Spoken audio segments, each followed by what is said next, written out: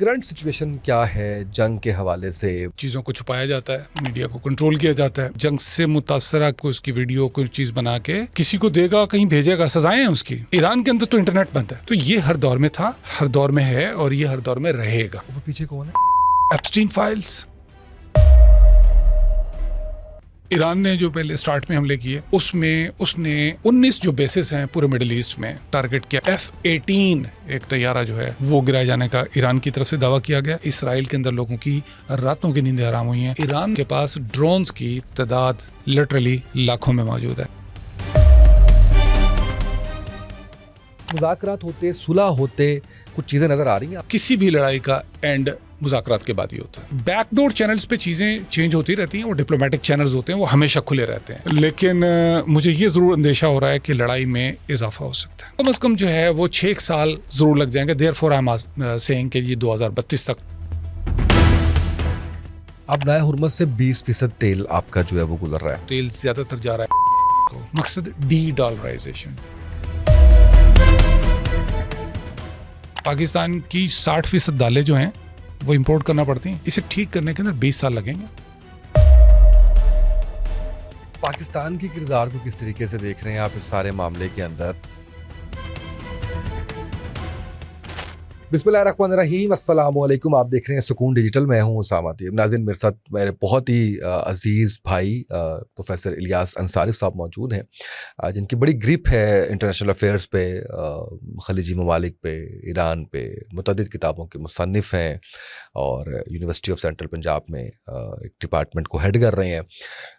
ان کو ہم نے آج مدعو کیا ہے اور ہمارا جو مقصد ہے ان سے یہ جاننا ہے کہ اس وقت جو صورت ہے, ایک تو کرنٹ جو سچویشن ہے وہ ہم آپ کے سامنے رکھیں گے کہ اس وقت چل کیا رہا ہے ایران کے حوالے سے, اسرائیل کے حوالے سے, امریکہ کے حوالے سے, اور اس کے ساتھ ساتھ جو پاکستان کا ایک اس وقت ثالثی کا کردار ہے اس کے اوپر ہم بات کریں گے کہ آج الحمدللہ یہ موقع آیا کہ پاکستان 2 ممالک کے درمیان ثالث کے طور پہ جو ہے وہ پوری دنیا کا میڈیا کور کر رہا ہے. تو اس پہ ہم بات کریں گے. السلام علیکم سر, کیسے ہیں آپ؟ ٹھیک ہے, خیریت سے؟ جی الحمدللہ. سر, کرنٹ سچویشن کیا ہے جنگ کے حوالے سے؟ اور کیونکہ اس وقت جو ہم کہتے تو ہیں کہ دنیا گلوبل ولیج ہے, ہم یہ کہتے تو ہیں کہ انفارمیشن کا دور ہے, لیکن جنگوں کے دوران جو ہم نے دیکھا, یعنی آپ یہ 10 مئی کی جنگ دیکھ لیجئے یا ابھی کی دیکھ لیجئے, کارگل کے اس میں میڈیا اتنا وائبرنٹ یا سوشل میڈیا نہیں تھا, میں اس کا ذکر نہیں کروں گا. مس انفارمیشن زیادہ نظر آتی ہے. اچھا, یہ ہر دور میں ہی ہوتی ہے. اچھا, اس دور کے میڈیا کے لحاظ سے ہوتی ہے. چیزوں کو چھپایا جاتا ہے اور میڈیا کو کنٹرول کیا جاتا ہے.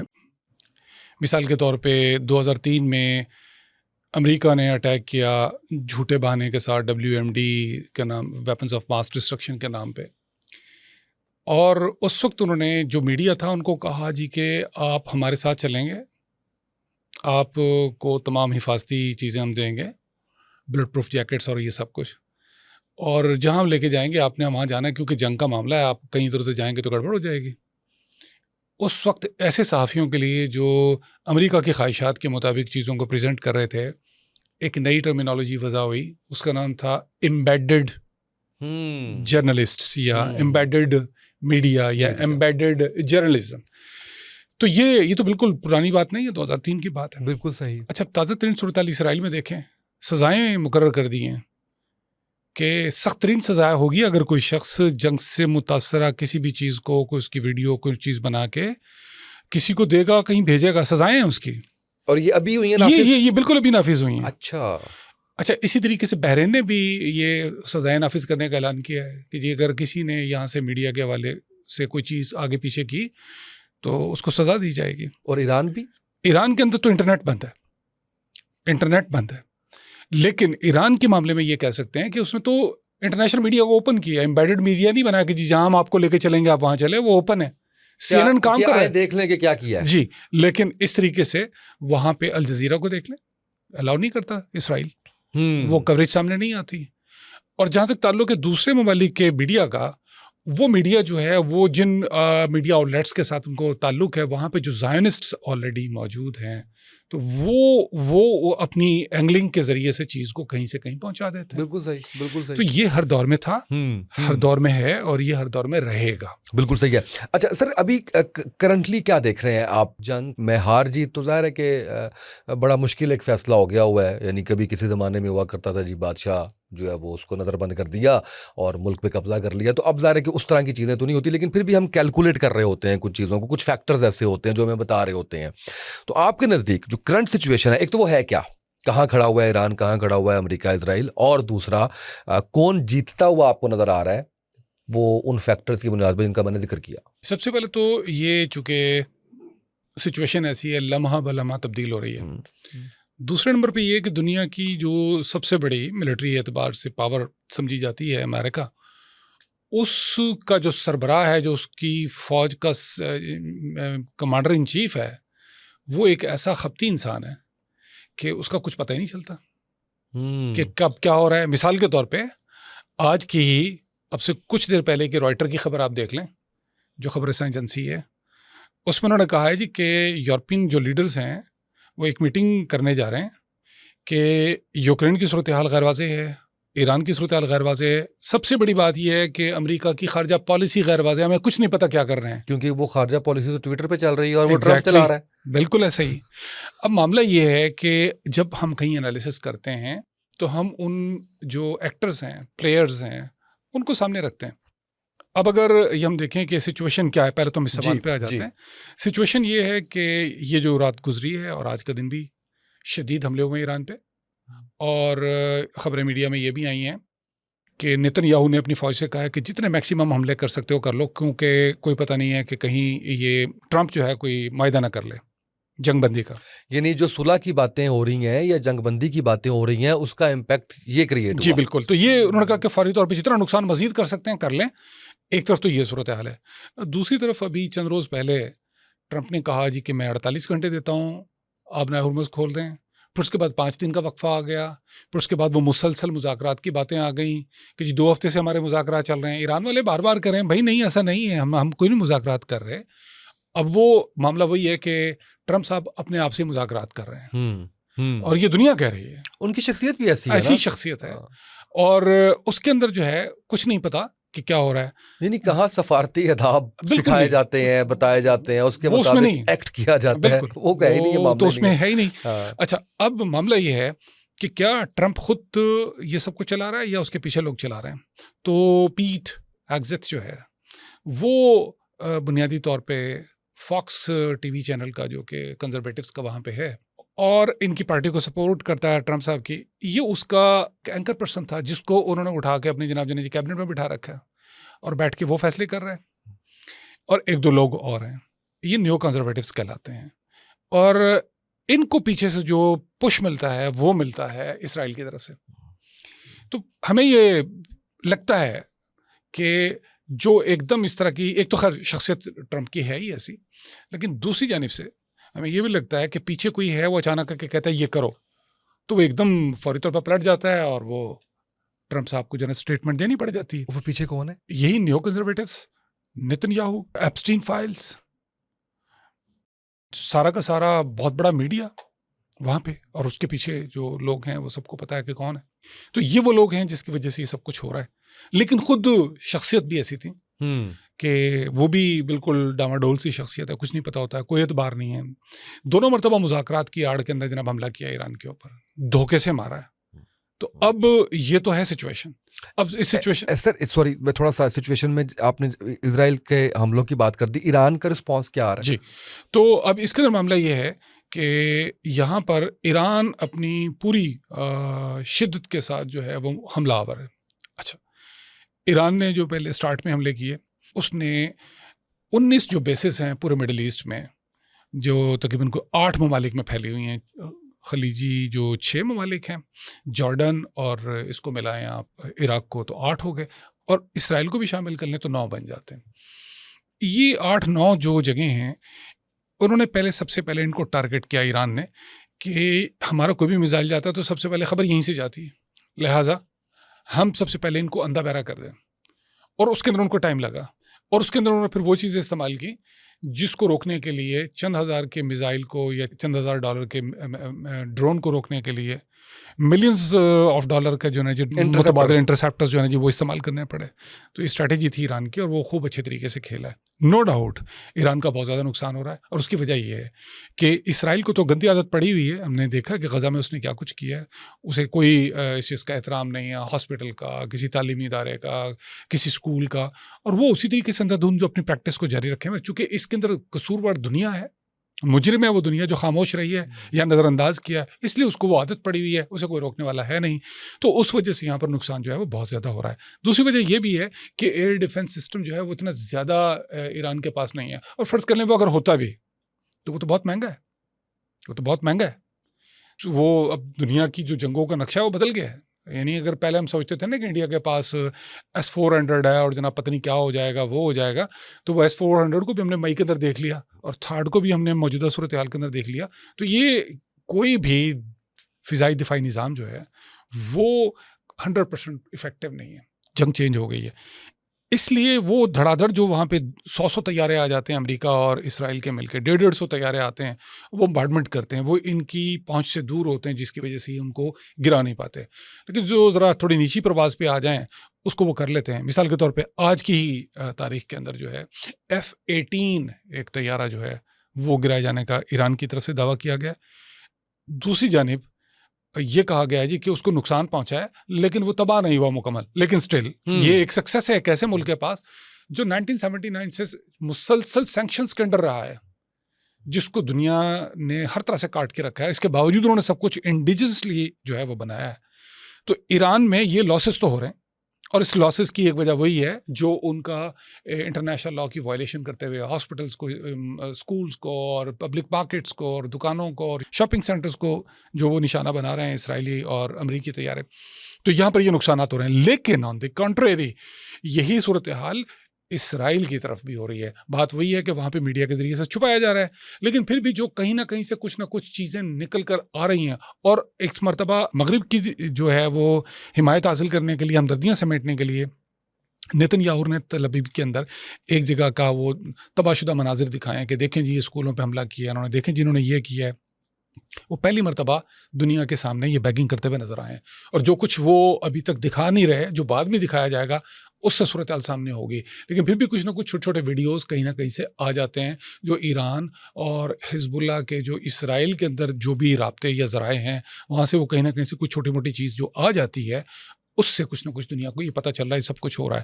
تو لہٰذا یہ پہلا موقع ہے کہ وہاں پہ لوگوں کو رات کی نیندیں ان کی حرام ہو گئی ہیں. جس طرح سے انہوں نے زندگی اجیرن کر دی تھی غزہ والوں کی، یہ پہلا موقع ہے کہ اسرائیل کے اندر لوگوں کی راتوں کی نیندیں حرام ہوئی ہیں. اور یہاں سے بھی ڈیلیبریٹلی پھر یہی جواب ایران کی طرف سے جاتا ہے کہ میزائل حملے رات کے ٹائم پہ کرو زیادہ تر، تاکہ ان کو سونے کا موقع نہ دیا جائے. اس طرح سے کہ ان کی عوام کو بھی پتہ چلے کہ ان کا جو لیونیٹک ان کا وزیر اعظم ہے، خپتی وزیر اعظم ہے، اس نے کیا تباہی مچائی ہوئی ہے. تو نقصانات وہاں پہ بھی ہو رہے ہیں اور وہ سامنے مزید وقت کے ساتھ آ جائیں گے، کچھ آ بھی رہے ہیں. تو سچویشن یہ ہے کہ ایران کسی طور پہ سرنڈر کرنا تو دور کی بات ہے، وہ بات سننے کے لیے تیار نہیں ہے. یہ بہت بڑی تبدیلی ہے، یہ بہت بڑی تبدیلی ہے. عالمی سیاست کے اندر تبدیلی ہے کہ کوئی اتنی بڑی دو طاقتوں کے سامنے کھڑا ہوا ہو. اسرائیل اکیلا اسرائیل نہیں ہے نا، پورا یورپ آپ سمجھیے اس کو، اور امریکہ تو خیر ہے ہی، تو امریکہ بھی ساتھ میں مل گیا ہے. تو ایسی صورت میں یہ اتنی ہولناک جنگ جو ہے جو مسلط کی گئی ہے، میں سمجھتا ہوں کہ یہ ایک دور جدید کی جنگوں کے اندر ایک ایگزامپل کے طور پہ فیوچر کے اندر ضرور اسٹڈی کروائی جائے گی. اس پہ کیس اسٹڈیز بنیں گے، انٹرنیشنل ریلیشنز کے حوالے سے اس میں بہت ساری چیزیں سامنے آئیں گی. اب ذرا غور کیجیے، ہم انٹرنیشنل ریلیشنز میں ایک چیز پڑھاتے ہیں کہ اسٹیٹس جو ہوتی ہیں وہ ریشنل ایکٹرز ہوتی ہیں، کہ وہ ریشنل ڈیسیجنس لیتی ہیں جی، سوچ سمجھ کے اپنے نیشنل انٹرسٹ میں مفادات میں لیتی ہیں. لیکن ہم یہاں پہ دیکھتے ہیں تو ہمیں بالکل مختلف نظر آ رہا ہے معاملہ. کچھ لوگ کہتے ہیں کہ نہیں جی نہیں، مذہب کے معاملے پہ کوئی لڑائی نہیں ہوتی، صرف مفادات دیکھے جاتے ہیں، صرف اکانومی دیکھی جاتی ہے. تو ہم دیکھ رہے ہیں کہ اسرائیل بھی مسیحا کے آنے کی واپس کی بات کر رہا ہے، اور جناب جو ہے نا جی وہ خدا کا چوزن بندہ بنا ہوا ہے جو وائٹ ہاؤس کے اندر بیٹھا ہوا ہے. اس نے سارے پادریوں کو بلوایا اور جناب دعائیں منگوائی ہیں، مذہب کا اس نے بھی یوز کیا استعمال. ایران تو بہرحال ایک مذہبی ملک ہے، اس میں تو کوئی شبہ ہے نہیں. تو لہٰذا وہ جو کہتے تھے کہ نہیں مذہب کے نام پہ کچھ نہیں ہوتا اور مذہب کا کوئی رول نہیں ہوتا جنگوں میں، ایسی بات نہیں ہے. ایک تو چیز بہت ساری چیزوں میں سے یہ چیز ثابت ہو گئی. بالکل. نمبر 2 جو ریشنل ایکٹر کی میں بات کر رہا تھا، تو ریشنلی ایران کی جو اتنی بڑی ساکھ تھی وہ سب کچھ تھا، اب اسے نکلنے کی کوشش کر رہا ہے، لیکن وہ چاہتا ہے کہ بس میں یہ کہوں کہ ایران ہارا ہے اور ایران مان لے، ایسا نہیں ہو سکتا. اور ایران نے جس طریقے سے یہ ثابت کیا 1979 سے، اگر ریشنل ایکٹر کے طور پہ وہ پلے کرتے، انہوں نے اپنی تیاری کی ہے، اس حد تک تو ریشنلی کام کیا ہے، اور تیاری اتنی کی ہے کہ اب یہ خبریں آ رہی ہیں کہ ان کے پاس ڈرونز کی تعداد لٹرلی لاکھوں میں موجود ہے.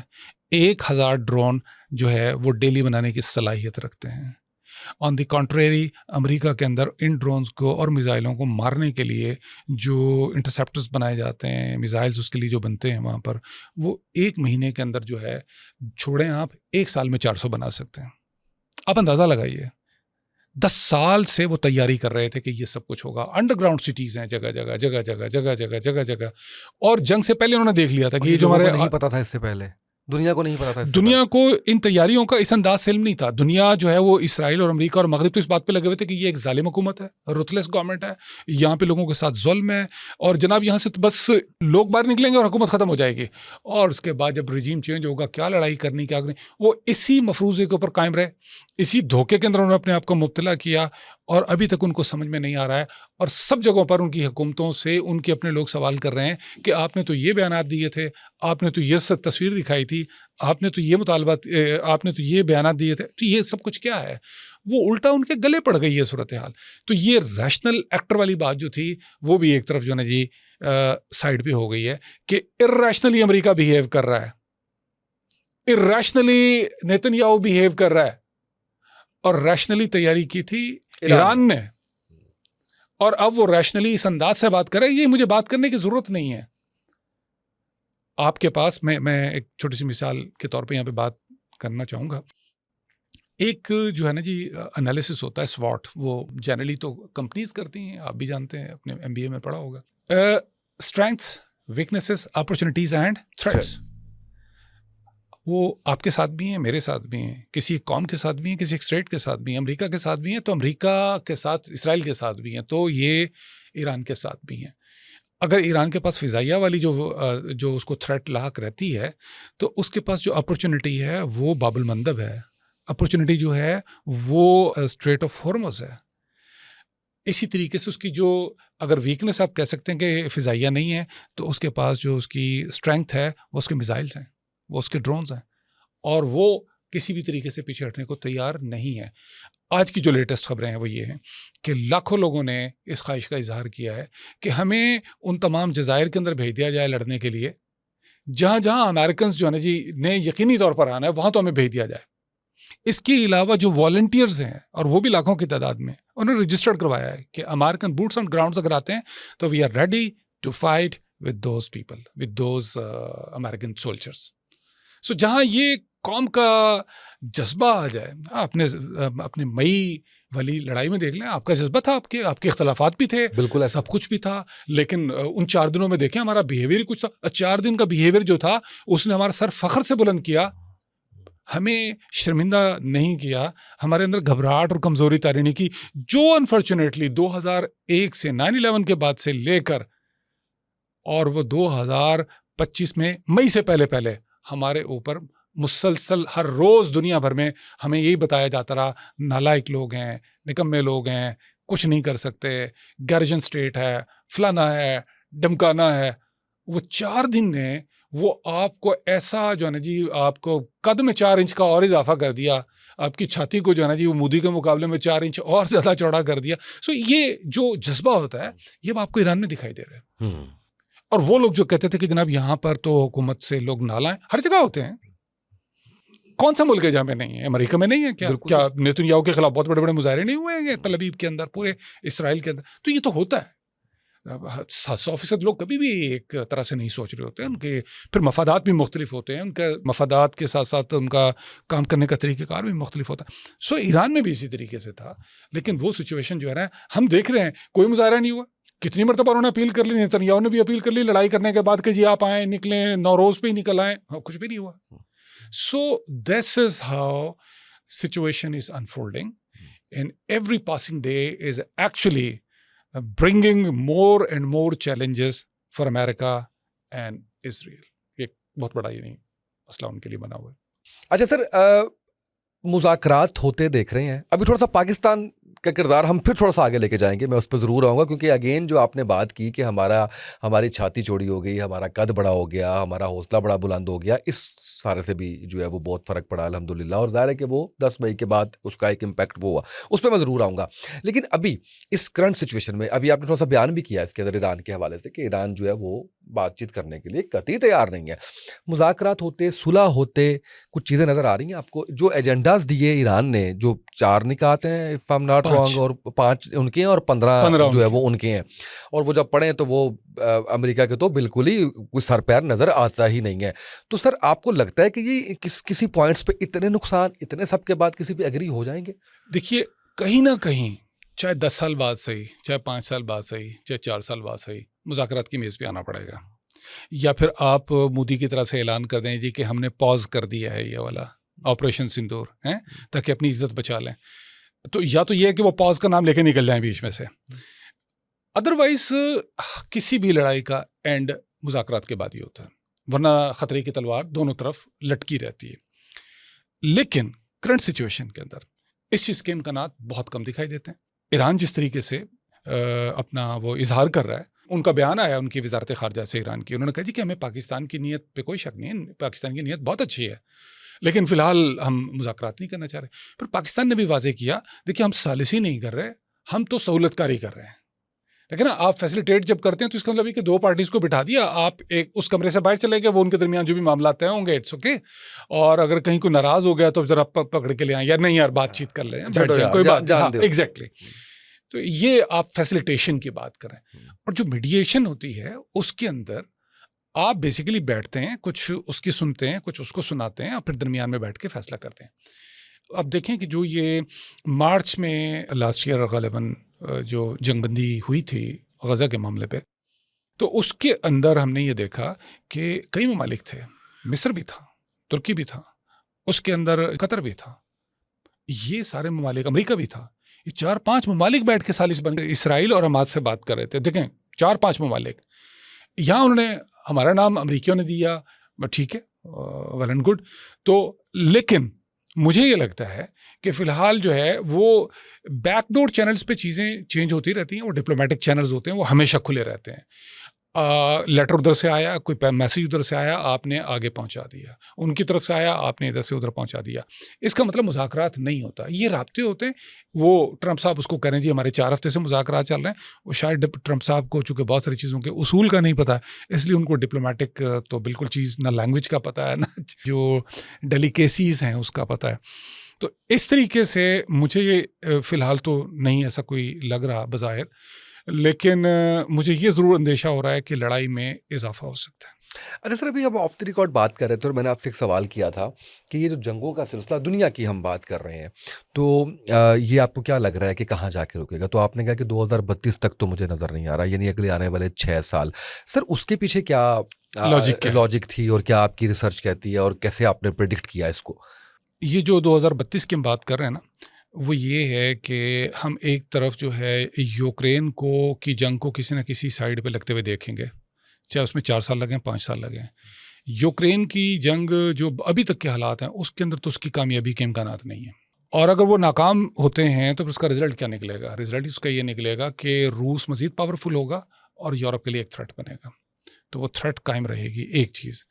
دوسری طرف ہمیں مڈل ایسٹ بالکل جو ہے ٹھنڈا ہوتے ہوئے نہیں دکھائی دے رہا.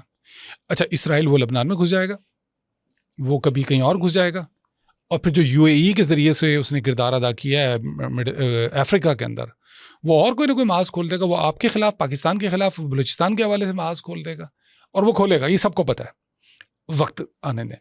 اچھا, وہ امریکہ کے بارے میں کسی نے کہا تھا جی کہ امریکہ کا معاملہ یہ ہے کہ اس کو اپنے وجود کے اظہار کے لیے دشمنوں کی تلاش رہتی ہے. لیکن یہ والا فکرہ جو ہے وہ آج آپ اسرائیل کے لیے کہہ سکتے ہیں زیادہ, کہ اسرائیل کو زیادہ جو ہے نا جی اپنے وجود کے اظہار کے لیے کوئی نہ کوئی دشمن اس کو چاہیے, کوئی نہ کوئی پنگا اس کو چاہیے. اپنا وجود اتنے خطرے میں ہے. ہاں جی, اور اس کے باوجود دراصل وہ یہ ہے کہ انہوں نے اپنے آپ کو یہ سمجھ لیا ہے کہ پوری دنیا کے فائنینشیل انسٹیٹیوشنز کو, ٹیک کمپنیز کو, بلینئرز کو, وہ سارے ان کے اپنے ہیں, لہٰذا اب ہمیں کوئی نقصان نہیں پہنچا سکتا. ہماری جو امریکہ میں اسرائیلی لابیز ہیں, جان میشمر جو IR کے ایک بہت بڑے اسکالر ہیں ریئلزم کے حوالے سے, ان کی کتاب اس کے اوپر موجود ہے, اور اس کے علاوہ بہت سارے لوگوں نے لکھا ہے وہ ان کو یہ سمجھتے ہیں اسرائیل والے کہ بھئی یہ ہمارے پاس سب کچھ دست و بازو تو موجود ہیں, ہماری آبادی تو 1.5 کروڑ ہی ہے نا, بڑھنی تو ہے نہیں, ہمارا تو نسلی مذہب ہے, کوئی تبلیغی مذہب تو ہے نہیں. تو رزلٹ یہ نکلنا ہے کہ جناب ہمیں یہاں پر ان لوگوں کے ذریعے سے پوری دنیا کو کنٹرول کرنا ہے. تو وہ ان کا جو یہ دماغ بن چکا ہے, اس نے جو اپنے امیج بنا لیا ہے, وہ اس کو لڑائی کرتے رہنے کے اوپر مجبور کرے گا. پھر اس کے بعد جو تیسری چیز ہے, چین کا جو ایک عروج ہمیں نظر آ رہا ہے, چین کا جو ہمیں عروج نظر آ رہا ہے, اس کے نتیجے کے اندر ہمیں یہ لڑائی تائیوان تک بھی جاتے ہوئے دکھائی دے گی کسی بھی شکل میں.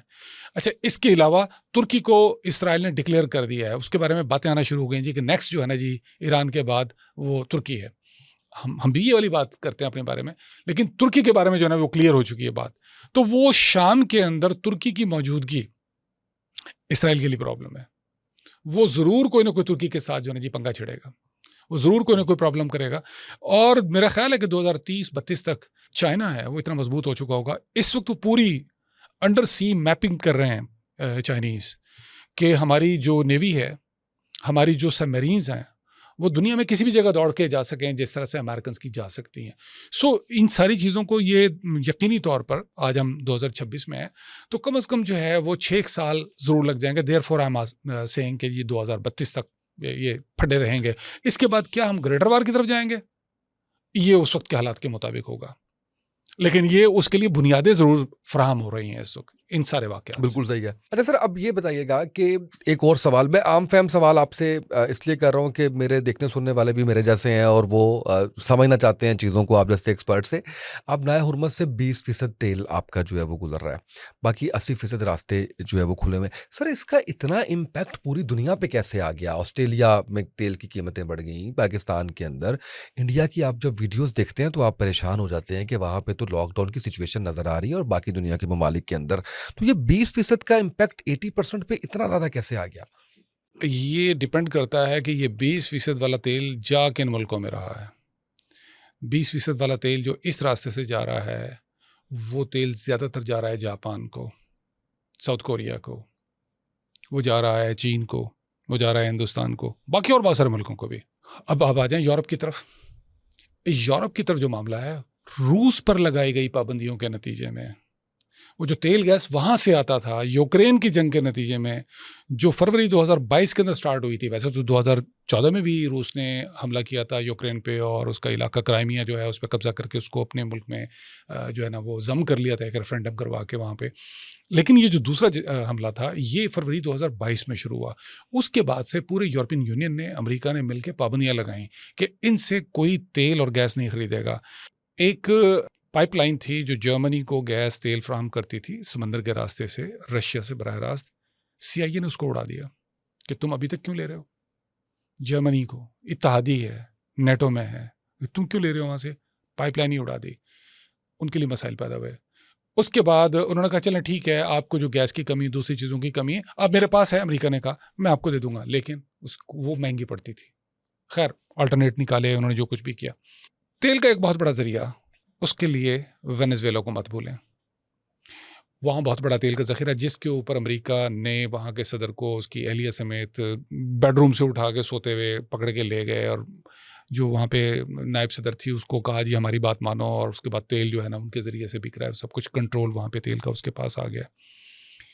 لیکن یہ جو 20% تیل ہے یہ بہت زیادہ ملکوں کو جا رہا ہے, خاص طور پہ یہ جن ملکوں کو میں نے نام لیے یہی سب سے زیادہ جو ہے پریشان ہے اس معاملے کے اندر.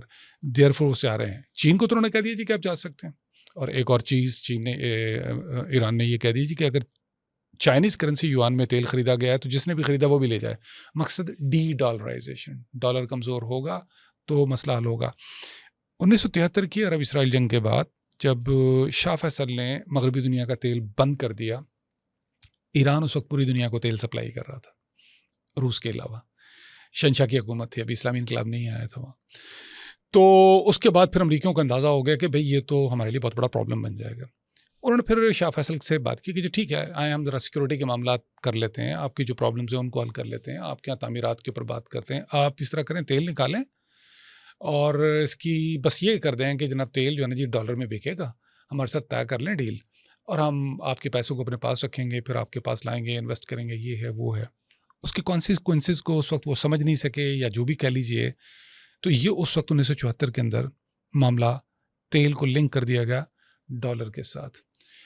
اب آپ دیکھیے جس نے بھی ڈالر سے ہٹ کر تیل بیچنے کی کوشش کی، اب اندام دیکھیے قذافی کا کیا ہوا. انہوں نے کہا تھا جی یورو میں لے آئیں، پیسے پے کر دیں، ڈالر میں نہیں، اڑا دیا، جو مرضی کیا، جو بہانے نکالے. ہر ملک کی فالٹ لائنز ہوتی ہیں، انہوں نے اس کو استعمال کیا. اچھا، اس کے بعد پھر آپ دیکھیے صدام کے ساتھ کیا ہوا. صدام کے ساتھ جو کچھ انہوں نے کیا وہ بھی اسی وجہ سے ہوا. اس نے بھی ڈی ڈالرائزیشن کے حوالے سے بات کی تھی. تو یہ اس کی ایک دکھتی رگ ہے امریکہ کی. اور اگر وہ اس طرح سے ہوتا ہے تو گریجولی امریکہ کے لیے مصیبتیں کھڑی ہوں گی.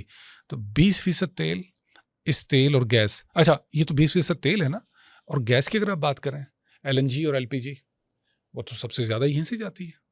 قطر دنیا میں شاید سب سے زیادہ جو ہے نا جی، یا کم از کم سیکنڈ نمبر کے اوپر ہے دنیا میں یہ گیس دینے والا. اچھا گیس جو ہے وہ چلیں کچھ ملکوں میں CNG کے تحت گاڑیوں کے لیے استعمال ہو جاتی ہوگی، لیکن اس کے تو اور بہت سارے استعمالات ہیں. کھاد بنانے کے مراحل جو ہیں اس میں سے گزرتے ہیں. کھاد نہیں ہوگی، امونیم نائٹریٹ نہیں ہوگا تو پھر فصلیں کیسے ہوگیں گی؟ وہ ممالک جو بھی فیوچر کے لیے چیخ رہے ہیں کہ بھی یہ کیا بنے گا، مطلب آسٹریلیا، کینیڈا، ان کے پاس جو ہے زمینیں بہت ہیں. اور آپ کو یہ جان کے حیرت ہوگی، ناظرین کو بھی شاید جان کے حیرت ہو، پاکستان کی 60% دالیں جو ہیں وہ امپورٹ کرنا پڑتی ہیں.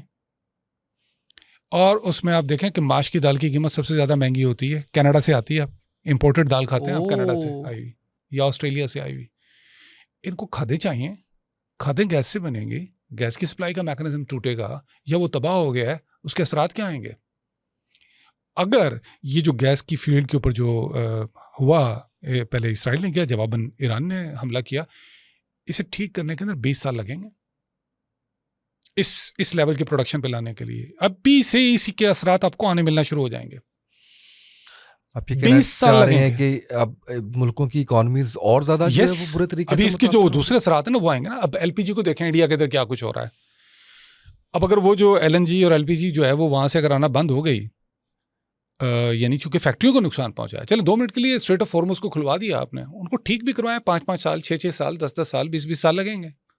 تو اس درمیان کے اندر کیا بنے گا؟ ایک بہت بڑا شفٹ آئے گا، بہت بڑا شفٹ آئے گا. اچھا یہاں پہ ویسے میں جزوی طور پہ ایسے ضمنی طور پہ بات کر رہا ہوں.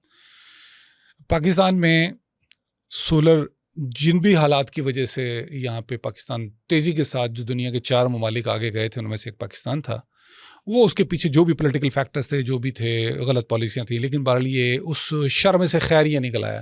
اب آپ یہ دیکھیے کہ ہمارے ہاں جن لوگوں کے پاس سولر کی سہولت موجود ہے، حتیٰ کہ وہ لوگ جو دور دراز دیہات میں بیٹھے ہیں، خیر وہاں پہ تو لکڑی جلا کے بھی گزارا کیا جا سکتا ہے، لیکن میں ایک جنرلی بات کر رہا ہوں. میں اپنی مثال دے دیتا ہوں کہ میں گیس کے استعمال کو جان بوجھ کے کم کرنے کے لیے کہ چلیں ہمارے ملک کی گیس بھی کم ہے، تو ٹھیک ہے میرے پاس سورج کی روشنی سے بنی ہوئی بجلی ہے، تو ہمارے گھر میں زیادہ تر جو ہے میجر کام روٹی وغیرہ کو چھوڑ کے کہ وہ ذرا اس کے اوپر صحیح نہیں بنتی، جو اس کے لیے الیکٹرک ہاب ہوتا ہے، جو انڈکشن کی صورت میں ہوتا ہے، انفرارائڈ چولہے کی صورت میں ہوتا ہے، باقی سارے کام اس میں ہو جاتے ہیں. اب میرے گھر کے اندر کام جو ہے نا وہ بجلی کی اس پہ ہو رہے ہیں. تو اس طرح سے کل کو گیس کم ہوتی ہے، کوئی پرابلم ہوتا ہے، تو وہ لوگ جو ہیں پاکستان میں کم از کم ایک الٹرنیٹ موجود ہے. انڈیا میں اس وقت بہت تیزی کے ساتھ لوگ انڈکشن چولہوں کی طرف، انفرارائڈ کی طرف آ رہے ہیں، کیونکہ ان کے ہاں بجلی کا بحران نہیں ہے، تو بجلی کے ذریعے سے اس کو استعمال میں لا رہے ہیں، کیونکہ روٹی تو سب کی ضرورت ہے، کھانا تو سب کی ضرورت ہے. یہ ایک لمبی لمبی لائنوں والا انڈیا میں آپ نے دیکھ لیا، جو آپ نے ویڈیو کی بات کی اور پکچرز کی بات کی دنیا میں آ رہی ہیں. آپ یہ دیکھیں نا کہ کس طریقے سے بنگلہ دیش میں تمام یونیورسٹیز، پاکستان میں بھی خیر جی، اور کئی ملکوں نے یہ طے کر دیا. فلپائن نے جناب راشننگ شروع کر دی ہے. آڈ نمبروں کی گاڑیاں آج چلیں گی اور جناب جی دوسری نمبر کی گاڑیاں کل چلیں گی. یہ کام شروع ہو گئے ہیں. یہ راشننگ کا سا انداز جو ہے نا وہ شروع ہو گیا ہے، اور یہ ابھی اس کے اثرات چلیں گے. It will take time. ایسا نہیں ہے کہ یہ 28-26 دن جو آج جتنے بھی ہوئے ہیں لڑائی کے، اس کے بعد جو اس کے اثرات کل کو جنگ بندی ہوگی اور پرسوں یہ سب کچھ مٹ جائے گا، ختم ہو جائے گا. ایسے نہیں، اٹ ول ٹیک ٹائم. بالکل صحیح. سر پاکستان کے کردار کو کس طریقے سے دیکھ رہے ہیں آپ اس سارے معاملے کے اندر، اور جس طریقے سے چلے میں ثالثی کا لفظ نہیں استعمال کرتا، میں اس میں کہتا ہوں کہ ہم فیسیلیٹیٹ کر رہے ہیں، جس پہ ہمارا دشمن ہمسایہ ملک بھی اس بات کی تعریف کر رہا ہے کہ بہت بڑی بات ہوگی اگر پاکستان جو ہے وہ جنگ بندی کروا سکے، چاہے وہ جس بھی دل سے کر رہے ہیں، کچھ بھی کر رہے ہیں. اس پہ میں ضرور آپ سے جاننا چاہوں گا. میں انڈیا والے پہلو پہ میں ضرور بات کرنا چاہوں گا. اس کا آپ نے صرف ایک پہلو بتایا, میں دوسرے پہلو پہ بات کرنا چاہوں گا. پہلے ہم بات کر لیتے ہیں پاکستان کی ان کوششوں کو. دیکھیں دنیا میں بہت سارے ملکوں کے لیے ڈپلومیسی میں بڑے چیلنجز ہوتے ہیں. ہم نے کمیونسٹ چائنا کے ساتھ تعلقات استوار رکھے اور کیپٹلسٹ امریکہ کے ساتھ جتنی مشکل کے ساتھ توازن ہم نے برقرار رکھا, اس کا الٹیمیٹ رزلٹ یہ نکلا کہ ہم سورس بن گئے امریکہ کے چین کے ساتھ تعلقات قائم کرنے میں. ہماری تاریخ پرانی ہے اس حوالے سے, ٹھیک ہے. ہمارے لیے ایران اور سعودی عرب مشکل سے نکلنا ہمیں آتا ہے, ٹھیک ہے. ہاں بالکل بالکل الحمدللہ. سعودی عرب اور ایران, یہ جو 8 سال کی 9 سال کی ماضی میں لڑائی رہی ہے, ہمارے لیے بڑا مشکل تھا بیلنس کرنا. ہم نے تب بھی کیا, ہم اب بھی کر رہے ہیں الحمدللہ. اور اردو کے اندر ٹویٹ جو ہے نا جی ایران کے وزیر خارجہ نے کی اردو کے اندر, مطلب وہ ایک پبلک ڈپلومیسی اس کو ہم کہتے ہیں, پبلک ڈپلومیسی کے طور پر انہوں نے براہ راست اردو کے اندر جواب دیا. اور پچھلی جو جون کی جو لڑائی تھی, اسرائیل نے اٹیک کیا تھا ایران پہ, اس میں تو باقاعدہ پارلیمنٹ میں تشکر پاکستان کے نعرے لگے, وہ سب کچھ ہے. یہ ایک مشکل کام ہوتا ہے, لیکن یہ تب ہوتا ہے کہ جب آپ کے پاس کچھ حیثیت ہو. ٹھیک ہے ہمارے معاشی مسائل ہیں, ٹھیک ہے ہمارے سوشل پرابلم ہیں, ٹھیک ہے ہمارے پولیٹیکل مسائل ہیں, دنیا کے ہر ملک میں ہوتا ہے. لیکن ہم کلیئر بھی بہت ہے نا, لیکن ہاں جی یہ سوری ایک فکرہ صرف کہ ہم کلیئر بھی بہت زیادہ ہے. ایسا نہیں ہے کہ ہم سب کے ساتھ اس طرح سے ہیں. بالکل ہم جو دشمن ہے اسرائیل ہے, انڈیا ہے, یا ایون افغانستان جو اس وقت صورتحال چل رہی ہے, وہ ڈٹ کے کھڑے ہوئے ہیں. بالکل ایسا ہی. تو اس میں بہت ساری چیزوں میں ہم سے غلطیاں ہو سکتی ہیں, ہماری قیادت سے غلطیاں ہو سکتی ہیں, انسان ہی ہیں جن سے غلطیاں ہوتی ہیں. لیکن یہ ہے کہ اگر ہم اپنی غلطیوں سے سیکھتے ہیں اور احتیاط برتتے ہیں تو ہمیں سمجھ میں آ جاتی ہے یہ چیز اور ہم بہتر ہو جاتے ہیں. ابھی جو میں نے ابھی اسی ریفرنس سے ابھی انڈیا کے حوالے سے بات کی آپ نے کہ یہ دشمن بھی تعریف کر رہا ہے, تو وہ جو سنجیدہ طبقہ ہے وہ تعریف کر رہا ہے. وہاں کے وزیر خارجہ جے شنکر کی جو زبان ہے کتنی گھٹیا ہے, اس نے جو لفظ استعمال کیا ہے وہ لفظ وہ اپنی ماں بہن کے سامنے استعمال نہیں کر سکتا. پاکستان کے لیے جو لفظ استعمال دلال بولا اس نے, دلال کا ہے, میں کہنا نہیں چاہ رہا تھا یہ والا لفظ, تو بروکر کا چلے یہ ترجمہ. لیکن جو آپ کہنا چاہ رہے ہیں تو اس کو ذرا طریقے سے کہیں نا. تو یہ جو چیز ہے آپ یہ والی جو بات کر رہے ہیں, یہ ایک انتہائی آپ کی اصل میں اندر کی ناکامی کا نفسیاتی اظہار ہے. اور یہ دراصل دوسرے لفظوں میں آپ پاکستان کی کامیابی کو آپ جو ہے وہ واؤچ کر رہے ہیں, تب تسلیم کر رہے ہیں, اور آپ سے ہضم بھی نہیں ہو رہی ساتھ میں. یہ دونوں چیزیں ہیں. تو یہ جو بنیادی چیز ہے وہ ان کے ہاں کوئی اتنی اس کو جو ہے نا جی تکلیف ہے, اور ان کو تکلیف جو ہے نا جی وہ 10 مئی کے بعد سے سٹارٹ ہو گئی تھی. ایک تو فزیکل تکلیف جو ہوئی, بمبارڈمنٹ ہوئی, جو ان کے نقصانات ہوئے وہ اپنی جگہ پر, پھر جو نفسیاتی شاکس ہیں وہ تو مسلسل لگ رہے ہیں, اور وہ ابھی تک اس صدمے سے باہر نہیں آئے. وہ انہوں نے اسرائیل کا دورہ کر کے یہ سمجھنے کی کوشش کی, اپنے عوام کو یہ بتانے کی کوشش کی, دیکھیں جناب ہم بڑی ہماری ابھی حیثیت ہے, اہمیت ہے, فلاں ہے. افغانستان کے ساتھ طالبان کے ساتھ ان کو بلا کے اور خود وہاں جا کے رابطے کر کے کوشش کی کہ ذرا دکھایا جائے کہ نہیں ہم موجود ہیں, ہمارا وجود ہے اور ہم کم نہیں ہوئے ہیں. ویری گڈ, بالکل ٹھیک ہے, آپ کا رکھیں اپنے تعلقات, کوئی مسئلہ نہیں ہے. لیکن اگر آپ یہ سمجھتے ہیں کہ اس کی بنیاد پہ پاکستان کو بائی پاس کر لیں گے, وہ دن اب چلے گئے میرا خیال ہے. جو 9/11 کے بعد دنیا بدلی تھی, پاکستان جس دباؤ میں آیا تھا, پھر 2021 میں امریکہ افغانستان سے نکل گیا, پاکستان کو اس درمیان میں دہشت گردی کی جس ایسی کیفیت کا سامنا کرنا پڑا جو دنیا میں چند ہی ملکوں نے دیکھی, تو وہ پاکستان اس سے باہر نکل آیا. پولیٹیکل ہماری پولرائزیشن, ہمارے اکنامک کنڈیشنز, ہمارا جو برین ہے اس کا ڈرین, جو ٹیلنٹڈ لوگوں کا باہر جانا, یہ سارے کے سارے ہمارے لیے تکلیف دہ مراحل, بالکل تکلیف دہ مراحل رہے ہیں. بالکل صحیح. اور جو ہے لیکن اس کے باوجود قدرت نے ایسے کام کیے ہیں, ایسے اتفاقات ہو گئے ہیں کہ پاکستان, وہ صوفی برکت علی صاحب کے حوالے سے کہا جاتا ہے نا, انہوں نے کہا تھا کہ ایک وقت آئے گا جب پاکستان کی ہاں میں دنیا کی اقوام عالم کی ہاں ہوگی اور پاکستان کی نام میں اقوام عالم کی نہ ہوگی. شاید چلیں اگر یہ بہت زیادہ بڑی چیز ہے تو, لیکن لگ یہ ضرور رہا ہے کہ سوچئے امریکہ جیسا ملک آپ سے, آپ کے ذریعے سے ان کو پیغام رسانی کر رہا ہے. وہ ترکیہ سے بھی کر سکتا تھا, یس, وہ عمان سے بھی دوبارہ کر سکتا تھا, وہ اس کے لیے جو ہے حتیٰ کہ ہندوستان کو استعمال کر سکتا تھا.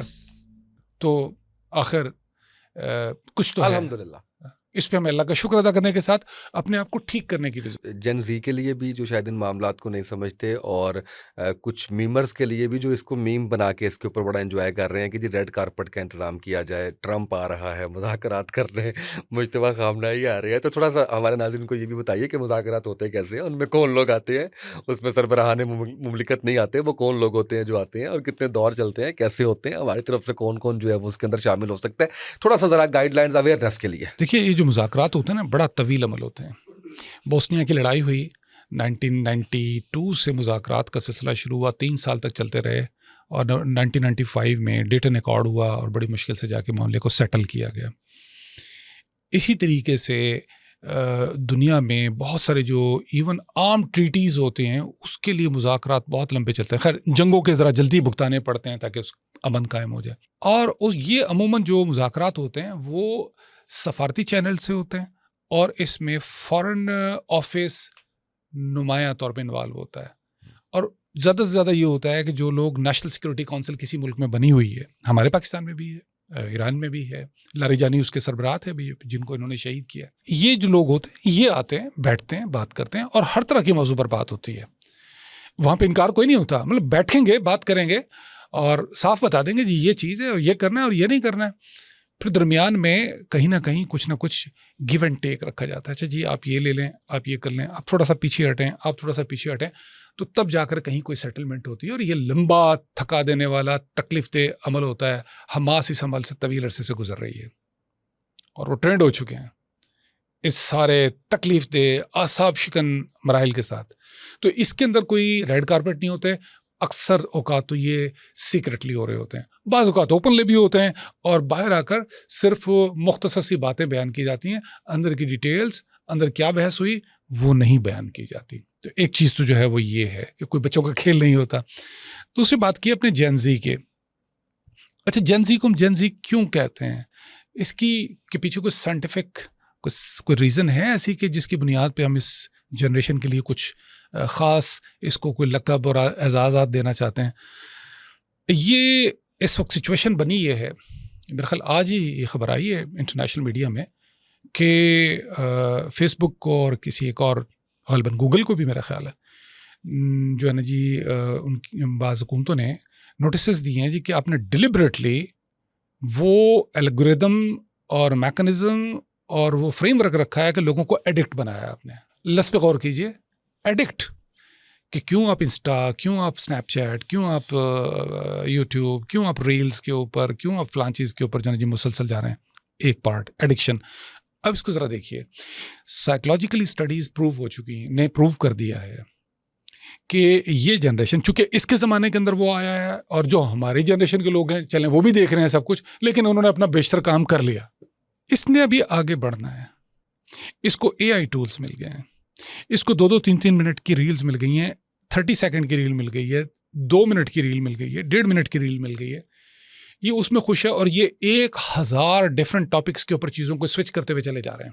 ان کی میموری کی جو ریٹینشن کا لیول ہے وہ بہت اتنا ہی شارٹ ہے جتنا کہ وہ ریل کا شارٹ ہوتا ہے.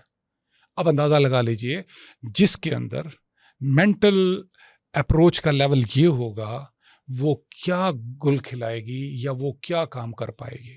اے آئی کو سارے راستے مل جائیں گے، آپ کے دلچسپیوں کے عالم کسی اور جانب ہیں، اور دوسری جانب آپ کے پاس سستی تفریح، گھٹیا زبان اور اس طرح کی جو چیزیں ہیں وہ آپ کا معیار رہ جائیں گی.